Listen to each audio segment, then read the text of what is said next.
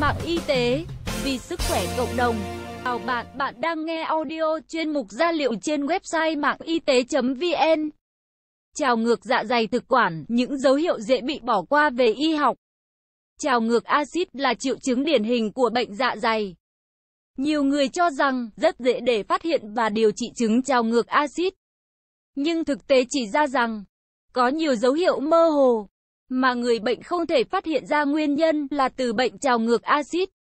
Rất nhiều triệu chứng của căn bệnh trào ngược axit bị nhầm lẫn với một căn bệnh khác.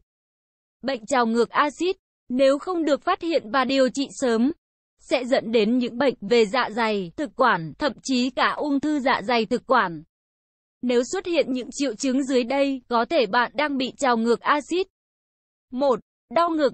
Dạ dày có chức năng tiêu hóa thức ăn nhờ các dịch vị. Sở dĩ dịch vị có tính axit mạnh này tồn tại được trong dạ dày là do một lớp màng bao bọc.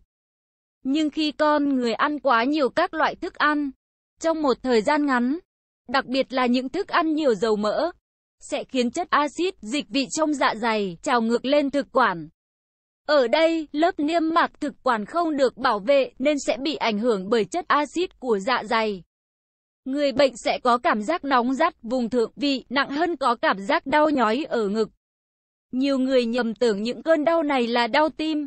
Nếu xuất hiện những cơn đau ngực sau khi ăn, hoặc đau khi gắng sức, hãy đến các cơ sở y tế để được khám về tiêu hóa hoặc tim mạch. Chỉ có bác sĩ là người xác định rõ nhất nguyên nhân những cơn đau ngực của bạn. 2. Cơn đau nặng hơn khi nằm. Các axit trong dạ dày khi trào ngược lên thực quản sẽ gây ra chứng ợ nóng.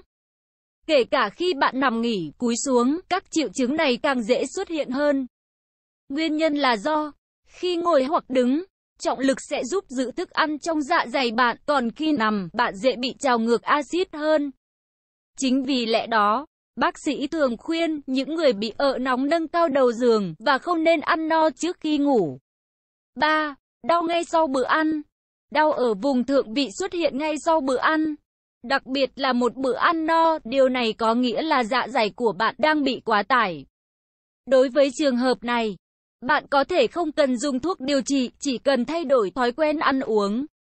Hãy chia nhỏ bữa ăn chậm, dùng những đồ ăn ít chất béo, dầu mỡ, hạn chế bia rượu, thuốc lá, vân vân, sẽ giúp cải thiện tình hình. 4. Đắng miệng. Đôi khi axit thoát ra từ dạ dày của bạn có thể trào lên tới tận cổ họng, có kèm theo dịch mật làm cho chúng ta cảm thấy đắng ngắt trong miệng. Nó thường xảy ra ở những bệnh nhân bị rối loạn thần kinh dạ dày, rối loạn thần kinh thực vật, sự đóng mở quá mức ban môn vị. Dịch mật sẽ bị trào ngược từ tá tràng vào dạ dày, theo các chất dịch dạ dày trào lên thực quản. Nếu điều này xảy ra, đặc biệt là vào giữa đêm, bạn nên gặp bác sĩ. Bác sĩ sẽ cho bạn dùng các loại thuốc ức chế axit hay thuốc kháng axit. Đây chính là lý do các thuốc chống axit dạ dày thường được bác sĩ kê đơn cho bệnh nhân uống buổi tối trước giờ đi ngủ. 5. Khàn tiếng. Bất cứ ai khi bị khàn giọng thường nghĩ mình đang bị cảm lạnh hoặc cảm cúm. Tuy nhiên, đây cũng có thể là một triệu chứng ợ nóng.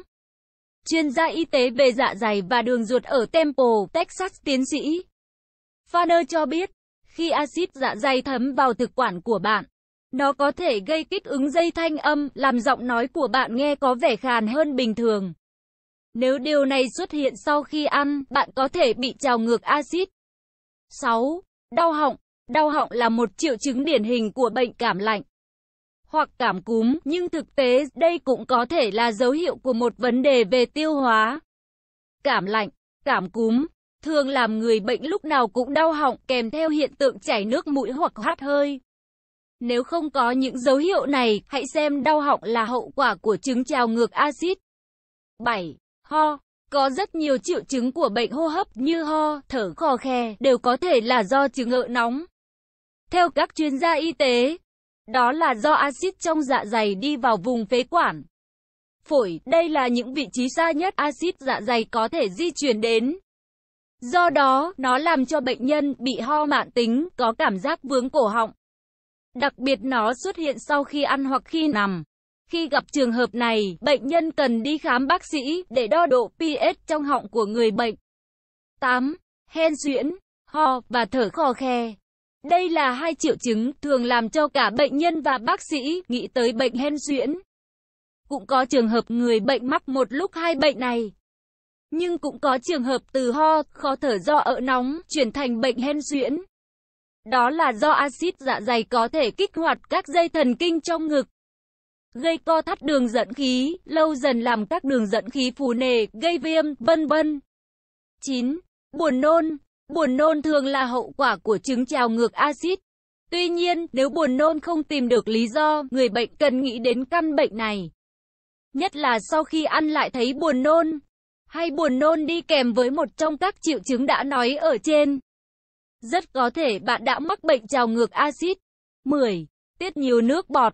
Theo tiến sĩ Coy, Trung tâm Y tế Torrey Pines ở La Jolla, California cho biết, khi miệng tiết nhiều nước miếng, cũng đồng nghĩa với việc dạ dày của bạn đang sản xuất quá nhiều axit và đang bị trào ngược lên thực quản.